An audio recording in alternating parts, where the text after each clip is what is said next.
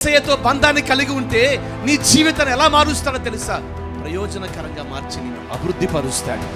ఈ బలిపీఠం నుంచి దేవుని సేవకునిగా ప్రవచనమెత్తి మాట్లాడుతున్నాను. దేవుని సేవకునిగా నా దేవుడు మిమ్మల్ని అభివృద్ధి పరచును గాక, మీ కుటుంబాలు అభివృద్ధి పరచబడును గాక, యవనస్తులారా మీ భవిష్యత్తులో అభివృద్ధి చెందును గాక, ఉన్నతమైన ఆశీర్వాదాన్ని మీరు పొందుకుందురు గాక.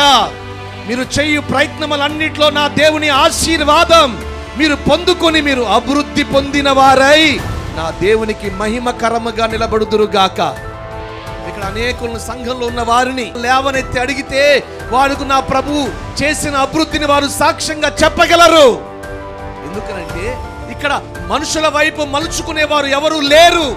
ఇక్కడ ప్రకటించబడే ప్రతి బోధ, చెప్పబడే ప్రతి మాట యేసయ్య వైపే. అది బోధ అయినా, అది ఆలోచన అయినా, అది ఏదైనా. ఎందుకో తెలుసా? యేసయ్యతో ఒక వ్యక్తి సంబంధం కలిగి ఉంటే ఆ యేసయ్య ఆ వ్యక్తిని అభివృద్ధి పరచగలడు. పాస్టర్ గారు అభివృద్ధి పరచలేడు, ఏ మనుషుడు అభివృద్ధి పరచలేడు.